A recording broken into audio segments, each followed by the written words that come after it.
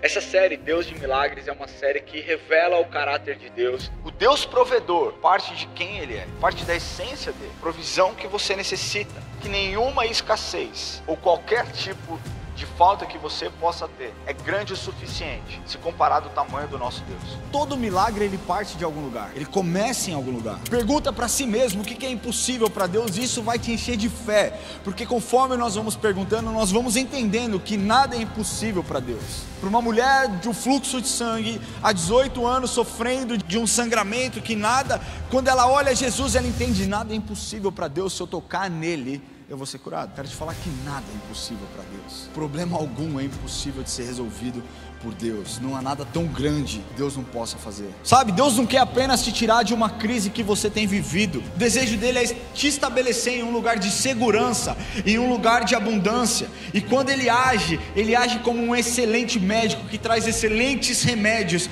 onde ataca diretamente a ferida que nós temos e a cura que nós precisamos. Ele resolve o problema na sua raiz, e você precisa confiar que a solução de Deus para a sua vida será sempre melhor, mais segura e mais poderosa do que aquilo que você pode criar ou imaginar.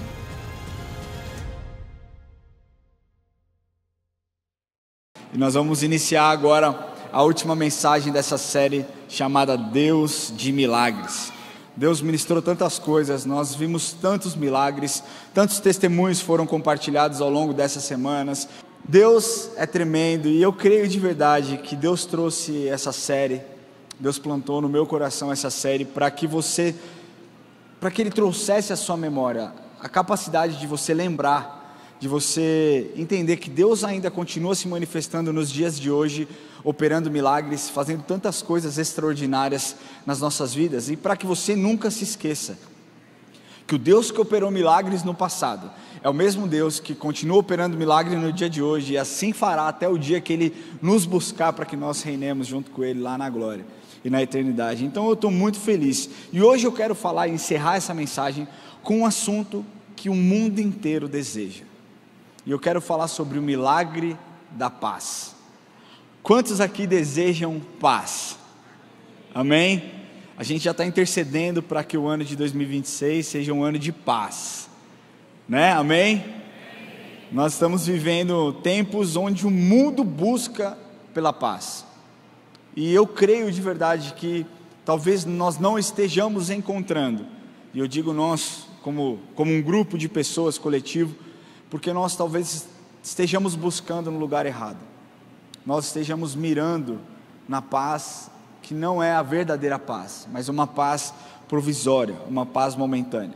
A paz que o mundo busca, ela é muito complexa, ela é uma combinação de estabilidade emocional, tranquilidade interior, um equilíbrio nas relações sociais, ambientais, políticas. A paz que a humanidade busca, ela vai muito além de uma ausência de conflito. Ela engloba também a justiça, a igualdade, a segurança, a empatia, e aqui a gente pode falar no que diz respeito a uma empatia seletiva ou não, né? Eu compartilhei aqui o testemunho daquilo que eu vi quando eu estive lá em Israel, e tantas pessoas que foram tocadas por aquilo, mas tantas outras que ouviram e antes ele do que eu. Triste pensar isso, mas é a realidade. Existe sim uma empatia seletiva, mas a paz que a humanidade busca, ela também é o acesso a necessidades básicas como moradia, educação, segurança, alimentação. E essa é a paz, é uma paz de um bem-estar, que se constrói tanto em um nível individual, como também num nível coletivo, exigindo a busca por um diálogo constante, compreensão mútua e construção de uma sociedade justa e solidária. Vocês entenderam a complexidade da paz que o mundo busca, sim ou não? Quando eu falo para vocês tudo isso aqui, você fala: vai ser difícil a gente achar esse lugar, vai ser difícil nós encontrarmos esse lugar. Eu quero, de forma bem resumida aqui, mostrar a complexidade, porque se nós dividíssemos a paz que o mundo busca em tópicos, a primeira seria uma paz interior. A paz interior é a respeito de você ter uma tranquilidade emocional e espiritual dentro de si mesmo. onde as circunstâncias não te afetam, onde a sua saúde emocional e espiritual se mantém estável, mesmo que você viva momentos de luta, de dor, de insucesso, de escassez. Sabe que uma pesquisa realizada, na verdade, uma pesquisa revelada pelo jornal Estadão, lá pelo portal do Estadão, em 2017, apontou que 88% dos brasileiros, naquela época, consideravam a paz emocional e espiritual extremamente ou muito importante.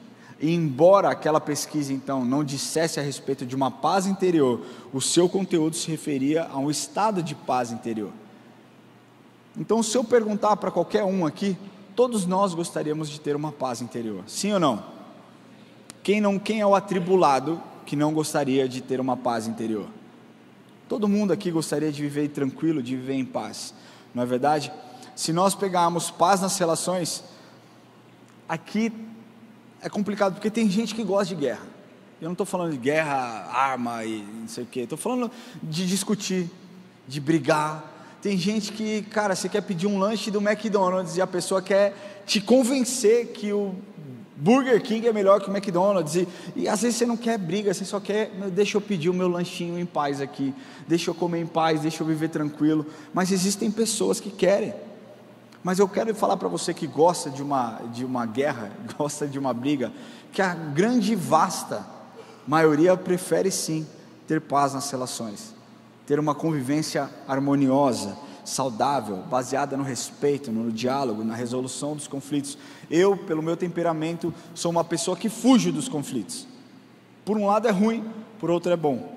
O lado ruim é que muitas vezes eu não lido com coisas que eu deveria lidar de forma clara e incisiva. O lado bom é que muitas vezes, quando o outro está descontrolado, eu estou numa paz, meu irmão, e nada me tira desse lugar. Isso é bom.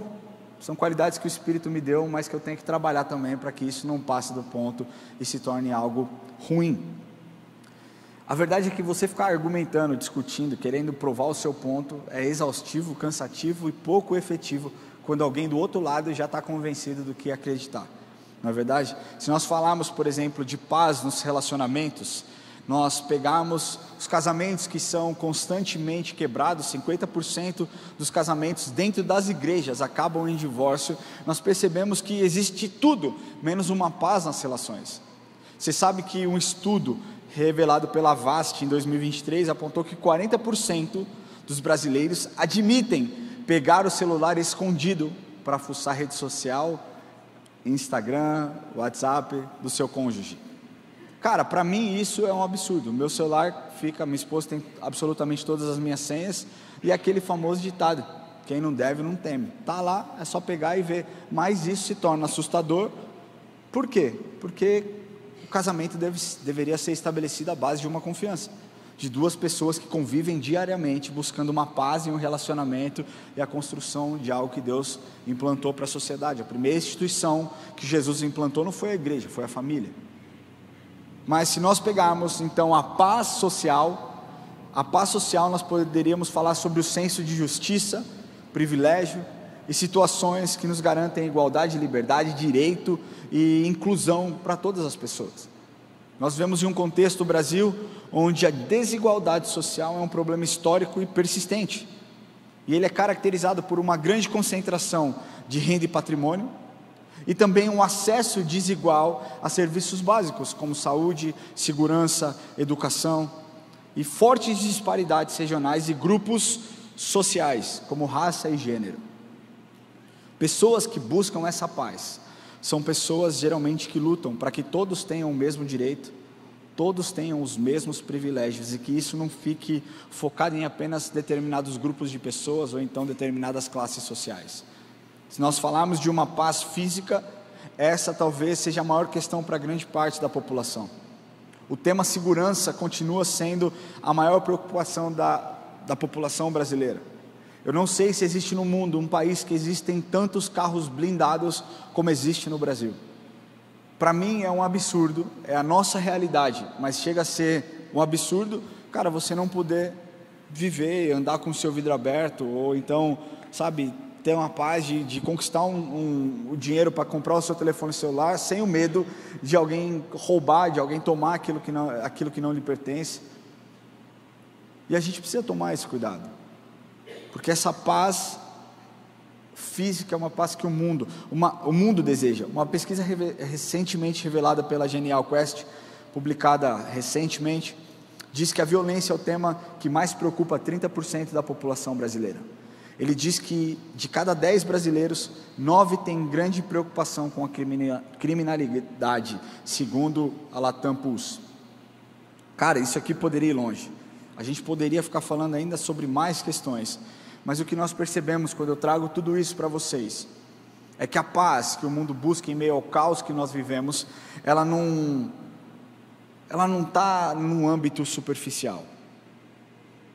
Se nós buscamos uma paz política, uma paz moral, uma paz social, uma paz espiritual, nós precisamos encontrar tudo isso em um lugar certo. Na questão política, vai ser difícil nós encontrarmos paz enquanto os nossos olhos estiverem voltados para a capacidade do homem de resolver problema. Não é verdade? Hoje, nós não vemos paz no Brasil.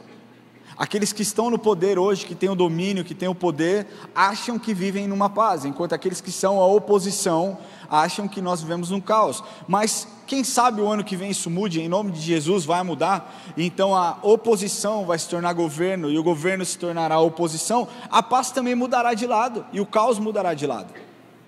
E assim continuará sendo, enquanto nossos olhos não estiverem voltados para Jesus, entendendo que Ele é o príncipe da paz, que Ele é quem traz a verdadeira paz e as respostas que o mundo anseia. Se nós olharmos na esfera moral, nós vemos uma crise de identidade absurda, que pouco é falado. Quantos de vocês, pais, falaram ou criaram imagens de homens e mulheres que mudaram a história verdadeiramente? Quem são os exemplos que o seu filho segue? Quantos aqui já pararam para contar a história de Billy Graham, de Martin Luther King? Quantos aqui já pararam para incentivar o seu filho a ler um livro de Oral Roberts, ou então de Kenneth Hagin, ou então de tantos outros, talvez mais contemporâneos, ou mais antigos, como John Wesley? Mas não, o que as nossas crianças consomem hoje, e quem são referências para ela, são atrizes e atores, que traem deliberadamente o seu marido e a sua esposa, são jogadores de futebol que não conseguem ter uma família só, são cantores e cantoras que usam a música, a arte extraordinária para propagar o ódio, para sensualizar. A gente vive numa crise moral absurda. Se nós falarmos da espiritualidade, talvez você entenda e concorde comigo que nós vivemos uma janela de oportunidade no Brasil, onde o Brasil tem sido levantado como um grande celeiro missionário, e nós temos enviado missionários para todos os lugares do mundo, mas ao mesmo tempo, existem muitas vozes que têm se levantado dentro das igrejas, para falar muita besteira, e infelizmente essas vozes que falam besteiras, alcançam muito mais pessoas do que vozes de homens e mulheres sérios, que sobem nos púlpitos para propagar o Evangelho.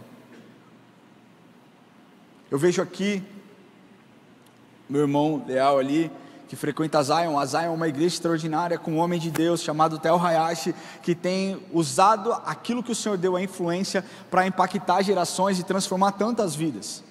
Imagina se nós tivéssemos mais homens como Tel Hayashi, com tanta voz, alcançando os jovens do Brasil nos dias de hoje. Aí nós somos obrigados a ouvir um determinado ser, que disse, essa semana eu vi um vídeo, não é que alguém me contou, eu vi o vídeo, ele dizendo, eu não vou falar quem é, mas ele disse o seguinte, que ele entendia que quando Adão estava para pecar, Jesus olhou de lá de cima com Deus e falou assim, eu sei o que Adão vai fazer. Isso não sou eu que estou falando, tá? Isso foi o que ele falou, eu sei o que Adão vai fazer. E aí Deus falou para Jesus, e o que Adão vai fazer? Ele falou, ele vai comer a fruta.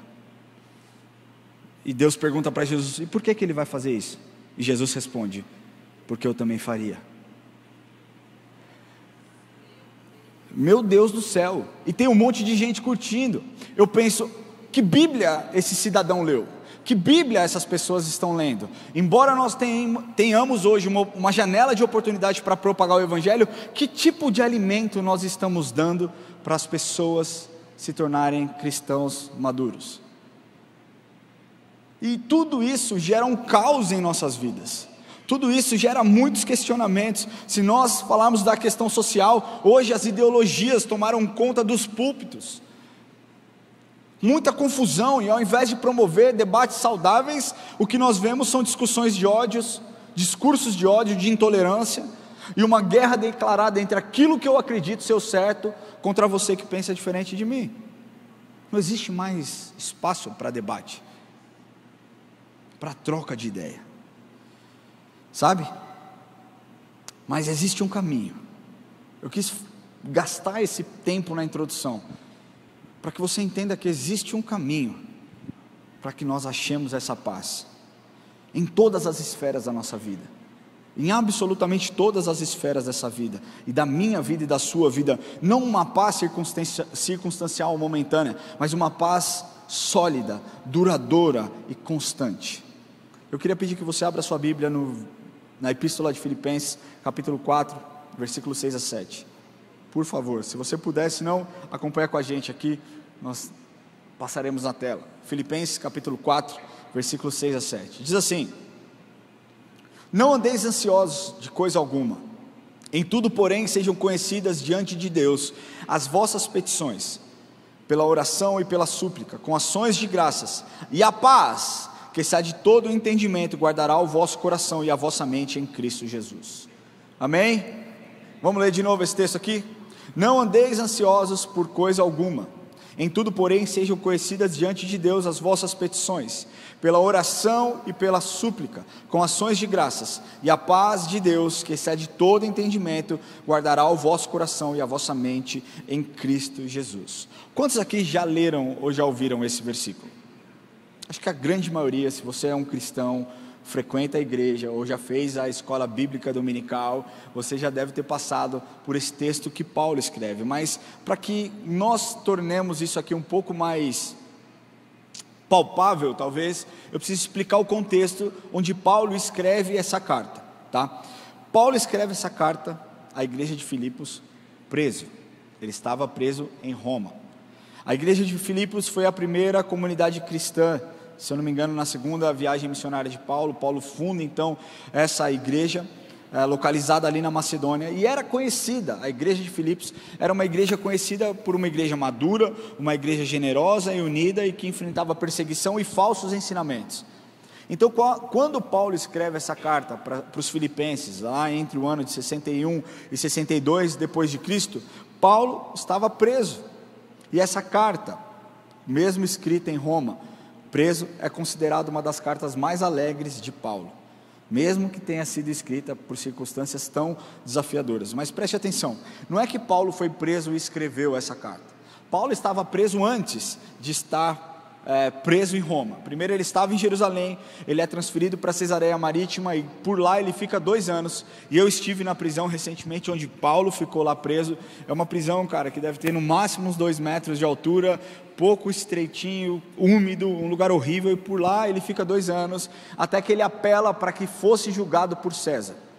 Então ele vai ser transferido para Roma, naufraga em Malta, e lá em Malta ele fica 3 meses. Lá a história conta, você sabe que Paulo é picado por cobra, Paulo opera muitos milagres, cura muitas pessoas, evangeliza muitas delas, muitas se convertem. Então Paulo segue a sua viagem até Roma, e é nesse contexto turbulento, de luta pela vida, de falta de liberdade, de injustiças sendo cometidas por Paulo e dores físicas, que ele escreve essa epístola. E aqui nós podemos encontrar uma promessa rica e profunda, que nos convida a refletir sobre um verdadeiro milagre da paz que somente Cristo pode derramar sobre as nossas vidas. Amém? Amém? Estou falando muito rápido? Vocês estão acordados? Amém? Então vamos falar aqui. O primeiro ponto que eu quero falar é sobre uma necessidade de paz. Nós vivemos em um tempo turbulento, como nós dissemos nessa introdução, e o mundo busca paz. E quando nós pensamos sobre guerras, nos dias atuais, automaticamente vem na sua mente o quê? Quais guerras que acontecem no dia de hoje? Quem pode falar aí? Ucrânia e Rússia, e quem mais? Israel e Hamas, certo? Eu acho que essa é a que vem na mente de todo mundo, mas essas são as guerras que são noticiadas. Se você fizer uma rápida busca pela internet, você não vai ter um número exato de conflitos que estão acontecendo agora, mas pelo menos 11 grandes conflitos estão acontecendo com grandes perdas, números monstruosos de vidas que estão morrendo. Dentre esses lugares, Mianmar, Sudão do Sul, Síria, Israel, Palestina. Esses são algumas das guerras que estão acontecendo. Mas existe um outro número, de um outro estudo, que aponta que entre grandes e pequenos conflitos, embora o valor de uma vida é igual, somam 134 conflitos acontecendo nesse exato momento, ao redor do mundo. Segundo o relatório da Universidade Autônoma de Barcelona, esse relatório aponta que nunca houve tantas guerras no mundo como está havendo hoje.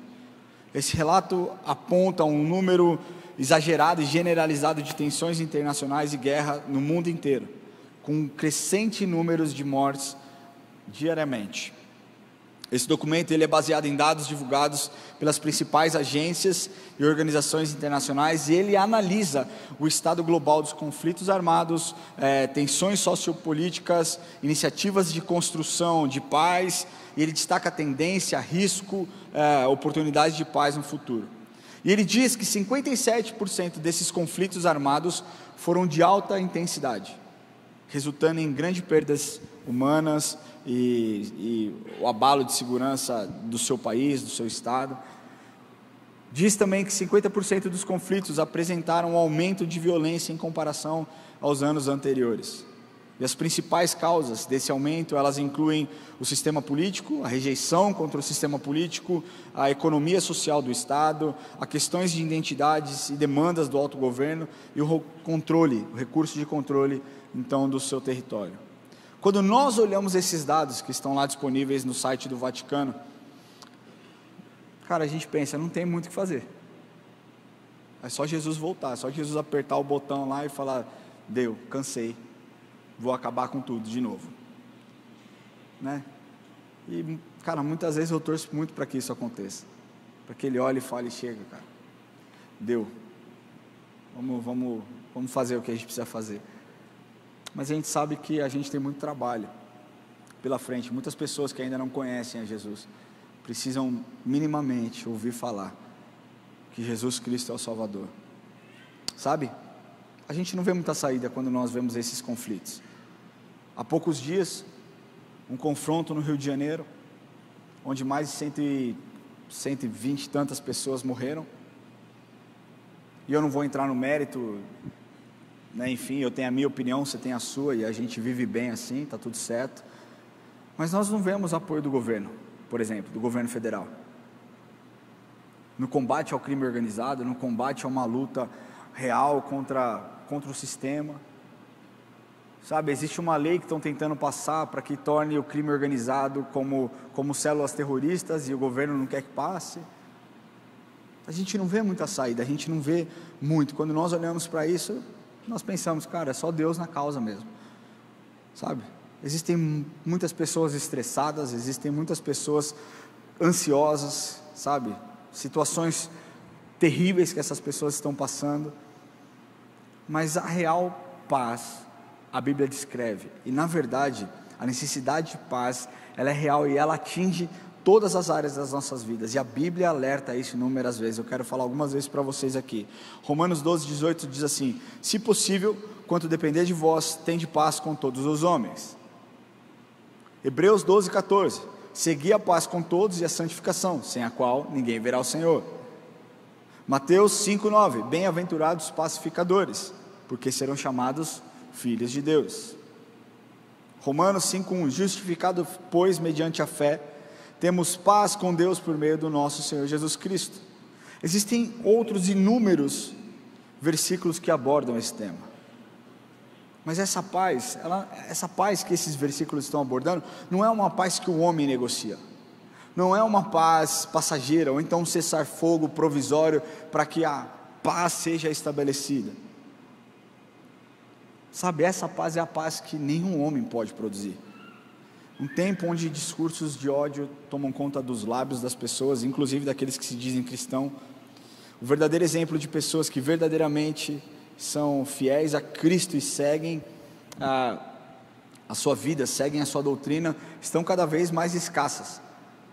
As pessoas são militantes para tantas coisas, para tantas ideologias, mas para aquilo que realmente importa, pregar o Evangelho, levar outros a conhecerem Jesus, elas se calam.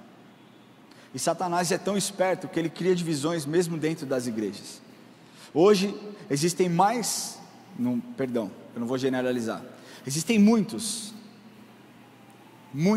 que são mais calvinistas do que cristãos. Existem muitos que são mais arminianistas do que cristãos. Eu tive recentemente com uma pessoa que disse assim: eu vou ser calvinista até morrer. E eu penso, cara, será que essa pessoa seria cristão, seguidor de Jesus até morrer? A gente vive nesse lugar, nesse tempo de dificuldade, sabe? Essa semana eu recebi um vídeo, o discurso de uma candidata que perdeu a eleição lá na Virgínia, no estado da Virgínia, nos Estados Unidos. Uma mulher negra, de direita, conservadora, cristã, e o seu discurso, cara, foi lindo. Discurso que ela reconhece a derrota dela, foi assim, poderosíssimo. Eu aconselho todos vocês a procurar na internet, e quem puder assistir, assista. Porque basicamente ela disse que se a sua governante, se a sua opositora, governasse como ela tivesse prometido, ela iria unir o povo novamente. Ela disse que ela gostaria de lembrar que ela não considerava aquela derrota como uma perda, uma vez que ela era cristã, e antes de ser uma republicana, ela era uma cristã, ela era uma mulher de Deus. E aí ela continua dizendo: nenhum partido nunca deu a vida por mim. E aí eu olhei esse discurso dela e falei: cara, como eu gostaria de ver isso no Brasil. Como eu gostaria de ver discursos assim, discursos biblicamente embasados, para que pessoas pudessem romper, sabe, romper com a lógica, romper, sabe, com que aquilo que o homem pode produzir, sabe. Mas o que nós vemos é exatamente o oposto. Pelo contrário, quanto pior, melhor.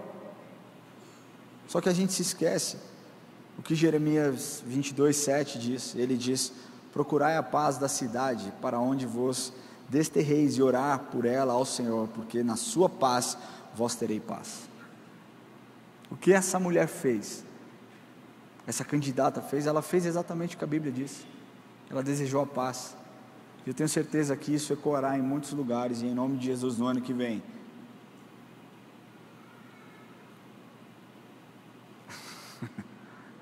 Não vou falar não. Que a gente possa, cara, ser tomado pela paz.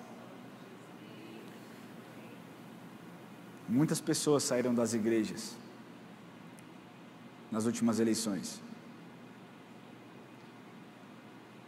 Eu acredito de verdade que porque parte do nosso discurso não foi cheios do Espírito Santo, não foram discursos cheios da presença de Deus, e sim cheia da dor que nós carregamos pelas injustiças, cheia das expectativas frustradas que nós tivemos. Mas a gente precisa lembrar que a palavra diz que a ira do homem não produz a justiça de Deus. Então que no próximo ano eu creio que Deus trará um novo vento para o Brasil, em nome de Jesus, cara, em nome de Jesus. Mas para que isso aconteça, nós precisamos estar com os nossos olhos para aquele que realmente pode trazer a paz sobre as nossas vidas. E aqui eu entro no meu segundo ponto, que é a fonte da paz. Quem é a nossa fonte de paz? Quem é a sua fonte de paz?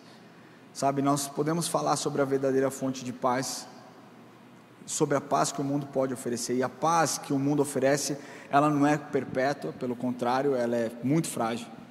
E quando nós falamos sobre paz, nós percebemos que esse tipo de preocupação, ela é mundial, e ela passa no meio corporativo, ela passa também no meio eclesiástico, ela passa em todos os ambientes da sociedade, porque, cara, as pessoas querem viver tranquilamente, querem viver bem, querem viver sem guerra. E existem tantos institutos que buscam informações sobre esse sentimento. Existe um instituto chamado Global Peace Index, e esse índice, né, de paz global, ele divide em 5 categorias de segurança: muito alta, alta, média, baixa e muito baixa. E ao todo são ali analisados 172 países e territórios independentes, que representam aproximadamente 99,7% da população mundial. E esses países são classificados de acordo com a sua pontuação e a pontuação que recebem. E a pontuação final ela é obtida através da somatória, da média das notas dos 23 indicadores analisados. Esses pontos, eles podem ser divididos mais ou menos em 3 grandes categorias. Primeiro, conflito interno e externo. Então, se o país enfrenta alguma guerra no momento, ou então alguma guerra civil, seja ela interna ou externa, e quantas pessoas são afetadas por conta disso. Existe também uma outra categoria chamada militarização, e nessa categoria entram fatores como o tamanho das forças armadas, poder bélico e a construção e a contribuição para as missões da ONU. E uma terceira categoria, talvez a segurança social. E nesse lugar são analisados fatos como taxa de crime, instabilidade política, terrorismo e entre outros. E nesse relatório, ele aponta que nos últimos anos, cada vez menos países têm ficado ou se tornado pacíficos. Para você ter uma noção, nos últimos anos, somente 14 países conseguiram atingir o nível máximo de segurança, ou seja, um nível muito alto lá classificado: Islândia, Nova Zelândia, Dinamarca, Portugal e alguns outros. E essa é a resposta que o mundo tem para esse desejo comum de paz. Mas a paz que Paulo descreve nessa passagem que nós lemos não é uma paz que pessoas comuns podem oferecer, ou que o mundo supostamente seguro pode oferecer, porque eu posso te garantir que mesmo pessoas que moram na Finlândia, na Islândia, em Portugal, sentem esse mesmo sentimento: eu estou vulnerável, eu estou prestes a sofrer qualquer tipo de ataque a qualquer momento, eu preciso de algo a mais. E aqui entra a paz que excede todo entendimento que Paulo diz. Essa paz ela não tem origem humana, ou seja, ela não é qualquer tipo de paz superficial que o homem pode fazer, mas é um dom divino que guarda os nossos corações e a nossa mente, e aqueles que são redimidos em Cristo podem sim enfrentar e conhecer essa paz que Ele quer derramar sobre nós. Nós vimos que a verdadeira paz então é um dom de Deus, um dom divino que reflete o próprio amor. Existe um comentarista bíblico que eu gosto muito, que chama William Hendrickson, e ele diz no seu comentário do Novo Testamento, ele define perfeitamente essa paz como sendo um sorriso de Deus refletido na alma de todo cristão. Talvez você blinde o seu carro, talvez, se você tem a condição, você contrate um segurança. Talvez você mora em condomínio fechado, talvez você proteja a sua casa com grades que dá choque, eu não sei como é que chama, cerca elétrica. Uma vez eu coloquei a mão e foi muito ruim. Você pode fazer tudo isso, mas o seu sentimento de insegurança vai continuar, porque a verdadeira paz não está nisso. A verdadeira paz não está nisso. Você pode morar no lugar mais seguro do mundo, e você se sente seguro nesse ambiente, onde você sabe, cara, aqui ninguém vai me roubar, aqui ninguém pode fazer nada contra mim, aqui vai dar tudo certo, mas ainda no fundo, a paz interior, a paz de espírito, somente Jesus pode produzir na sua vida. Olha o que diz lá em Isaías 9:6, você conhece esse versículo, mas eu preciso passar com vocês. Diz assim: porque um menino nos nasceu, um filho se nos deu, e o governo está sobre os seus ombros, e o seu nome será Maravilhoso Conselheiro, Deus Forte, Pai da Eternidade, Príncipe da Paz.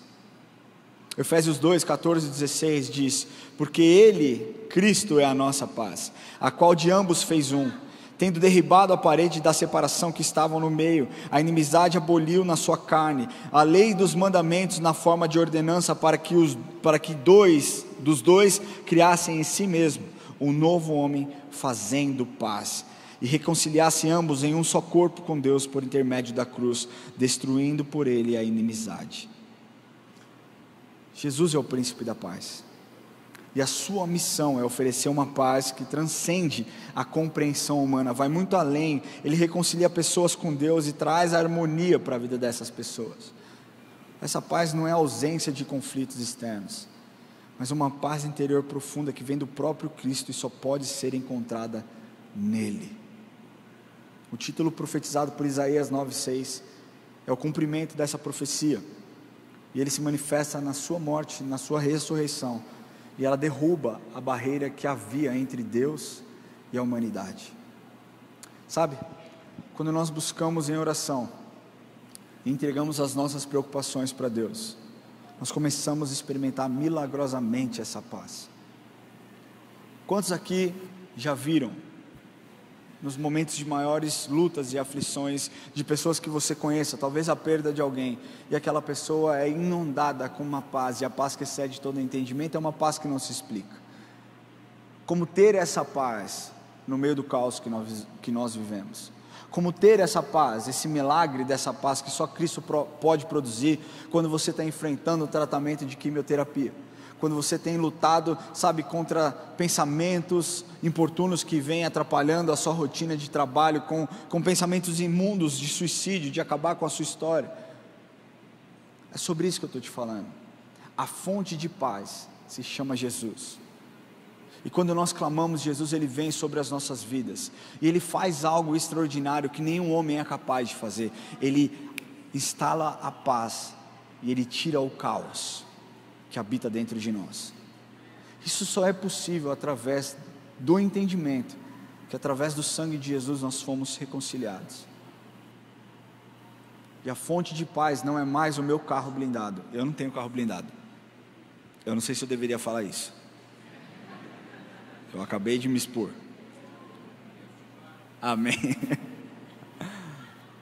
Mas não está, cara, num condomínio fechado, num prédio que eu posso morar, que tem muita segurança. A minha fonte de paz está em Cristo, e eu sei que embora o mundo pareça estar desabando, eu continuarei de pé, porque o meu Salvador me sustenta, porque a minha vida está nas mãos de Cristo, e isso Ele quer fazer sobre mim e sobre você também. Eu particularmente tenho vivido um ano de muitas lutas, e não são lutas físicas, são lutas aqui, na minha mente. Sentimentos que eu tenho lidado, lugares que o Senhor tem me levado a revisitar, lugares que eu não gostaria de revisitar, e Deus tem me levado a esse lugar. E sabe o mais doido de tudo? É que eu tenho revisitado em paz, cara. E Deus tem trabalhado, Deus tem limpado tantas coisas. Eu estava conversando com um pastor, pastor Gustavo Bessa. Eu estava conversando com ele um dia, e ele estava orando por mim, e ele falou: Ramon, eu vejo que Deus está tirando pedras do seu coração, e Ele está tirando uma a uma, e Ele vai tirando, e Ele vai tirando, até que todas as pedras serão removidas. Às vezes Deus milagrosamente tira de uma vez, às vezes o processo é um pouco mais demorado, para que Ele me cure, mas eu sei que a glória de Deus vai se manifestar através disso na minha vida. O que eu mais desejo é paz. Eu falo para a Érica, eu falo: eu amo a paz, velho. Eu amo a paz em casa. Você entendeu? Você quer me ver bem? Me dá um Big Mac e me bota para assistir um jogo do Corinthians. Não nesse momento que está terrível, a desgraça esse time. Por isso que eles nunca me chamam para pregar lá. Sabe, mas cara, eu sou tão fácil de viver em paz, mano. Primeiro porque eu reconheço que Cristo é essa fonte. Segundo porque eu entendo que conflitos, cara, só tiram a minha paz e roubam muitas vezes o propósito que Deus colocou sobre mim. E eu quero falar para você, talvez no meio das suas lutas, você esteja fazendo tudo certo, humanamente falando, absolutamente tudo certo. Você esteja sendo uma pessoa correta, você esteja fazendo as coisas como Deus espera que você faça. Mas o que eu preciso te falar, meu irmão, e o que você precisa entender é que embora você faça tudo certo, esse milagre da paz que Deus está falando com você hoje, ele nos é ofertado através de Cristo, e não através das suas habilidades, não através da sua competência. Nós não merecemos, milagrosamente e através da graça nos foi dado. O que nós fazemos com isso? Aceitamos e vivemos em paz. Talvez Deus queira que você estabeleça paz dentro da sua casa com a sua esposa. Talvez você esteja vivendo uma rotina de guerra. Que guerra, irmão, onde você fala A, ela entende B, ela fala B, você entende A, e é o caos instaurado, e a única coisa que você quer é ter um momento de paz. Talvez você esteja vivendo um momento de caos no seu trabalho, onde você tem entregue tudo que o seu chefe tem pedido e tem feito ainda mais, mas ainda assim existe uma perseguição contra a sua vida, e o que mais você queria é um ambiente agradável para que você trabalhasse em paz. Talvez para novos desafios, uma luta interior dizendo que não vai dar certo, que vai dar errado, que o projeto vai micar, que não vai dar bom. O que o Espírito Santo quer dizer é: meu irmão, meu filho, se eu estiver no barco, tudo vai ficar bem, a paz estará lá. Quando os discípulos estavam em meio à tempestade, eles reconhecem Jesus. Jesus é quem acalma o vento, Jesus é quem manda a tempestade parar. Talvez esse seja o momento de você clamar ao Senhor na sua vida e falar: Senhor, me tira do caos. Posso contar um testemunho para vocês? Eu já vou acabar, só mais 45 minutos, mas no meio da pandemia, quando teve aquela pandemia, eu fiquei muito ansioso. Eu não tive crise de ansiedade, mas eu fiquei muito na expectativa de, cara, vou poder voltar para a igreja, vou poder voltar a treinar, vou poder voltar a fazer as coisas. E aí o nosso prefeito querido da época, ele fazia todo aquele mise-en-scène lá, né, e chamava a coletiva sexta-feira, e ficava todo mundo lá aparecendo final de Copa do Mundo, e aí vinha, mais 15 dias, aí, droga, né, e aquilo começou a me fazer muito mal, cara, porque eu tinha expectativa de que ia passar, eu entendia a gravidade, a gente era bombardeado de informações desencontradas, né? Era uma loucura de coisas acontecendo, muita novidade, muita tristeza, muita dor, mas ao mesmo tempo nós querendo voltar para a igreja, para ajudar pessoas, para entregar comida, para entregar fé, esperança, e a gente não podia. Enfim, um dia eu falei para a Érica, Érica, eu preciso ficar um tempo sozinho. E ela falou: volta para casa. A gente estava na fazenda do vô dela, e eu fiquei em casa sozinho, por 3 dias. E eu fiz um trato com Deus, que eu só ia consumir conteúdo de Deus, eu não ia abrir rede social, então tudo que eu fosse assistir seria, conteúdos cristãos, seriam mensagens, seriam filmes, e assim eu fiz, eu li muito livro de Salmos. E a minha oração, naquele período, foi uma das orações que Deus me respondeu de forma mais rápida. Eu falei: Senhor, me tira do caos. E essa era a minha oração: Jesus, me tira do caos. Porque o meu coração, ele estava aflito, ele estava angustiado, eram muitas coisas acontecendo. E eu falei: Senhor, me tira do caos. E eu posso falar que em 3 dias, Deus me trouxe fé, Deus renovou minhas esperanças, Deus acalmou o meu coração. E eu pude então, racionalmente, enxergar aquilo que Deus tinha para a minha vida durante aquele tempo. Eu comecei a me preparar, eu comecei a me dedicar à palavra mais ainda. Eu já era dedicado, mas eu comecei a estudar, eu comecei a dedicar, e no meio daquilo, Deus nos ordenou abrir um culto de sábado, às 7 horas da noite, e nós abrimos online, e esse culto migrou para o 18H, o que vocês veem hoje aqui, é fruto de alguém que orou chorando numa sala sozinho, pedindo: Senhor, me tira do caos, e ele plantou uma semente de algo lindo que o Senhor estaria construindo, para a glória do Senhor. Esse é o culto 18H, esse que você está aqui hoje, é o culto onde muitas e muitas pessoas se convertem, é um culto onde muitas e muitas pessoas já foram curadas, é um culto onde muitos e muitos casamentos já foram restaurados, através de uma oração: Senhor, me tira do caos. E a paz que Ele colocou no meu coração me fez enxergar um propósito para algo que Ele tinha para mim. Terceiro e último lugar, eu quero falar sobre o guardião da nossa mente e coração. Esse é o meu último ponto, porque a gente é bem batista. 3 pontos. Batista para os neopentecostais e neopentecostal para os batistas. A gente fica nesse meio tempo sem saber o que a gente é direito, e a gente vai pregando o evangelho assim, vamos embora. Então, através dessa fonte de paz que nós entendemos no ponto anterior, nós temos a revelação de quem guardará os nossos corações e a nossa mente. Segundo Paulo diz, né? A nossa mente é a nossa sede dos pensamentos. Tudo que você pensa, tudo que você planeja, tudo que você sonha, está na sua mente. E a mente humana, ela é brilhante, ela pode funcionar tanto para o bem, mas também ela pode maquinar o mal, ela pode trabalhar para o mal. Estudos apontam que nós temos 70 mil pensamentos por dia, cerca de 50 a 70 pensamentos por minuto.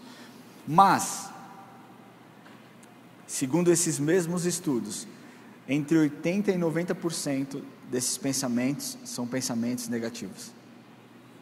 E isso aqui me assustou. Na Bíblia, o coração é frequentemente mencionado como o centro das emoções, como o centro das decisões das pessoas.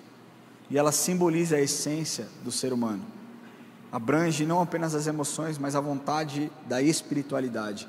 Lá Provérbios 4:23 diz: sobre tudo o que deve guardar, guarda o seu coração, porque dele procedem as fontes da vida. O coração, ele é visto como um reflexo do que está dentro de uma pessoa. Jesus menciona em Mateus 15:18, o que sai da boca procede do coração. Ou seja, isso aqui enfatiza que as nossas palavras e ações são frutos do que guardamos no nosso coração. O coração é importante para a relação com Deus. Em Salmos 51:10, quando Davi é exortado pelo profeta, ele diz: cria em mim, ó Deus, um coração puro e verdadeiro. Isso ilustra a importância de nós mantermos um coração limpo e disposto a agradar a Deus. Dito todas essas coisas a respeito do poder da nossa mente e do nosso coração, nós precisamos lembrar que quem deve ou deveria guardar o nosso coração e a nossa mente é Deus. Em um mundo cheio de incerteza, nós precisamos de alguém, um guardião, para proteger os nossos corações de emoções e experiências erradas. No versículo 7 desse texto que nós lemos de Filipenses 4, diz: e a paz que excede todo entendimento guardará o vosso coração e a vossa mente em Cristo Jesus. E quando nós lemos esse guardará, o que aparenta ser uma palavra normal, guardar ou proteger, é ainda mais incrível quando nós vamos buscar no original o que esse guardará significa. Ele tem uma conotação de um exército que protege uma cidade. Não é apenas um indivíduo guardando a sua vida, é um exército celestial guardando a cidade do seu coração. No original, esse guardará significa guardar, proteger através de uma guarda militar, seja para evitar a invasão do inimigo ou perpetuar gerações. Isso mostra como Deus atua efetivamente na nossa história e nas nossas vidas. Sabe? Ele não apenas nos dá um momento de calmaria, paz, tranquilidade, vai além. Ele nos protege dos ataques de ansiedade, do medo da dúvida que podem assolar. E em Cristo nós encontramos essa paz. Nele, nossa mente e o nosso coração viram uma fortaleza contra invasões que Satanás planeja contra nós. Você precisa entender quem precisa guardar o seu coração.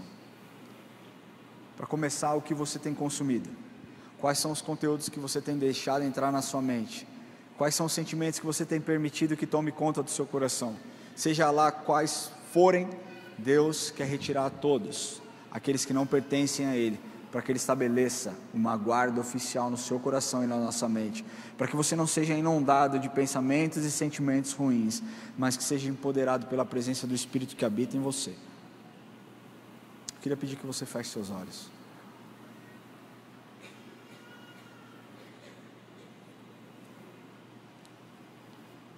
Ao concluirmos essa reflexão sobre o livro de Paulo para os Filipenses, nós somos lembrados sobre a importância de buscarmos a paz que só Deus tem e somente Deus pode nos dar. Porque em momentos de angústia e incerteza, que nós enfrentaremos com certeza, isso é um fato,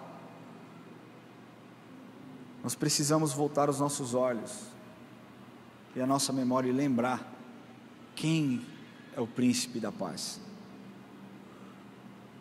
E quando você entende isso, você entende que existe uma real necessidade de você deixar suas emoções de lado. Não que isso vai ser fácil, não é uma virada de chave, É uma atitude de entrega, de confiança. Sabe, talvez você esteja cansado de tanto lutar para encontrar uma paz, para viver em paz. Mas o que eu sinto que Deus tem te falado e está te falando essa noite é: vinde a mim, vós que estáis cansados e sobrecarregados, e eu vos aliviarei. E esse alívio que Ele quer derramar sobre você vem da paz que excede todo entendimento, para que Ele guarde o seu coração e a sua mente. Eu queria pedir que as luzes fossem abaixadas um pouquinho aqui, por favor. Eu queria primeiro falar com você que entrou aqui hoje pela primeira vez e nunca fez uma oração de entrega, nunca disse ao Senhor: Senhor, eu entendo que eu tenho tentado de todas as formas buscar essa paz, mas eu não estou achando, eu não estou encontrando.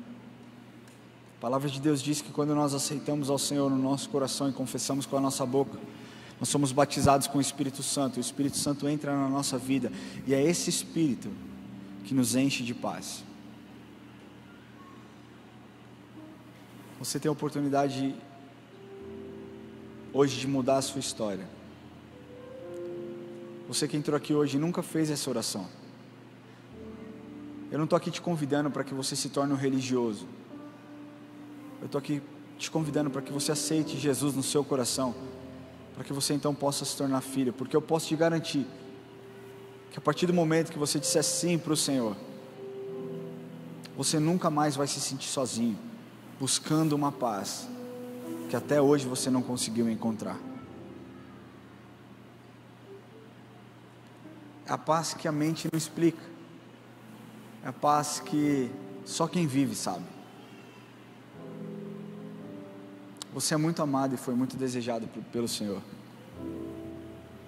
E Ele está aqui nessa noite, batendo na porta do seu coração. Eu não sei do seu passado, eu não sei o que você fez, e pouco importa. Mas eu sei o que a palavra diz, que se alguém está em Cristo é nova criatura. As coisas velhas ficaram para trás, e eis que tudo novo se fez. Um dia eu fiz essa decisão e foi a melhor coisa que eu fiz na minha vida. Entender que Ele morreu por mim, então eu ia viver por Ele e para Ele. Se você deseja entregar o seu coração para Jesus, para que a sua história seja transformada e para que essa paz que você tanto está buscando venha até você, quero pedir que você levante a mão onde você estiver. Existe alguém que deseja entregar o coração para Jesus nessa noite? Isso aqui não é sobre mim, não é sobre a IA, não é sobre você se tornar um membro, é sobre você mudar a sua história de uma vez por todas. É sobre Deus encontrar você no meio dessa escuridão que você tem vivido, no meio desse deserto que você tem enfrentado. Existe alguém que deseja entregar o coração para Jesus? Fique com a sua mão levantada e eu quero orar com você. Existe alguém aqui? Glória a Deus pela sua vida, glória a Deus pela sua vida. Existe mais alguém? Fique com a sua mão levantada onde você estiver e eu quero orar com você. Eu queria pedir que você que deseja entregar o seu coração, que você venha aqui à frente, eu quero orar com você. Não precisa ter vergonha, nós não vamos te pedir nada, só venha até aqui para eu orar com você. Por favor, se você deseja entregar o seu coração, sai do seu lugar e vem aqui. Isso não é uma contabilidade de quantas vidas, mas a palavra do Senhor diz que quando uma vida se entrega, existe uma festa no céu. E nós estamos felizes por vocês optarem e entenderem que Jesus Cristo é suficiente. Jesus é suficiente. Se existe mais alguém, só sai do seu lugar aí, meu irmão, toma coragem. Se você não tem coragem, pega na mão da pessoa que te trouxe aqui, fala, me leva até lá, eu acho que é isso que eu tenho que fazer. Isso aqui não é um passe de mágica. A partir de hoje então você não vai mais ter luta, não, você vai ter, e muita luta. Mas é sobre você nunca mais estar sozinho, sobre você nunca mais precisar chorar sozinho, sobre você nunca mais precisar guerrear sozinho. A partir desse momento, o Senhor diz: eis que estarei convosco todos os dias da sua vida. O Senhor está com você. Peço que você, se você deseja, sai do seu lugar, pode vir. Se não, amém, interceda pelos irmãos aqui. Peço que você coloque a mão no seu coração onde você estiver, e que você repita comigo essa oração. Diga assim: Senhor Jesus, hoje eu entrego o meu coração em tuas mãos. Jesus, eu confesso o Senhor como meu Senhor e o meu Salvador. Perdoa os meus pecados, Jesus. Escreva o meu nome no livro da vida, em nome de Jesus. Senhor, eu oro pelos meus irmãos e pelas minhas irmãs, Deus, que voluntariamente optaram, Senhor, por entregar os seus corações, Pai. Eu peço, Deus, que o Senhor guarde a mente, guarde, Senhor, as suas histórias, que o Senhor estabeleça, Senhor, um ponto de partida, Senhor, para que nunca mais eles estejam sozinhos, mas que eles possam saber que a partir de hoje, eles fazem parte de uma família celestial, Pai, onde eles não precisam mais sofrer, onde eles não precisam mais, Senhor, caminhar sozinhos, mas que eles saibam, Deus, que além do Teu Espírito, que é suficiente, Pai, existe uma igreja que ora por eles, existem irmãos, Deus, que sofrem com eles. Sua palavra diz, Deus, que felizes são aqueles que choram com os que choram, Pai. Bem-aventurados somos nós, Deus. Por isso nós oramos pelos nossos irmãos, pedindo que o Senhor os visite, que o Senhor os guarde, que o Senhor escreva, Senhor, novas histórias, que o Senhor dê novos sonhos, Pai, e que um propósito seja estabelecido, Deus, e que eles saibam para o que eles foram chamados. É isso que eu oro, Pai, em nome de Jesus, Pai. Amém e amém. Eu queria pedir que você que veio até aqui, fez essa oração, que você siga a equipe aqui de consolidação. Nós queremos fazer uma oração por você. Só vai com eles ali, não vai pedir nada, só o telefone mesmo, para saber como nós podemos servir. Amém? Segue com eles aqui, por favor. Pode ir. Eu queria pedir que a igreja fique em pé. Eu quero orar com vocês. Quantos aqui têm vivido momentos de conflito, momentos de luta, seja na sua família, seja no seu trabalho, seja no relacionamento com os seus filhos, ou até mesmo um conflito espiritual? Alguém aqui vive isso? Eu queria te convidar a sair do seu lugar e vir aqui à frente para que nós oremos juntos. Você pode sair do seu lugar, vem aqui à frente.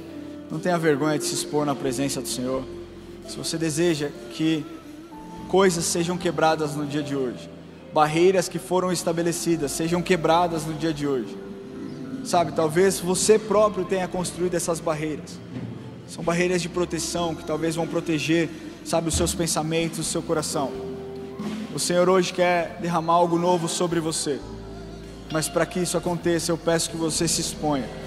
A exposição, ela é necessária. Pode vir mais à frente, vamos apertar um pouquinho mais para que outros venham.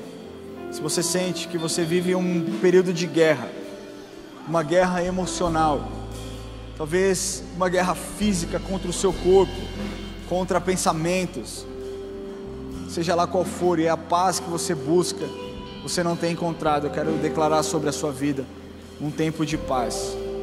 Mas eu peço que você, aqui no altar, diante do Senhor, enquanto nós estivermos adorando ao Senhor com louvor, que você abra a sua boca e que você converse com Deus, e que você seja muito vulnerável.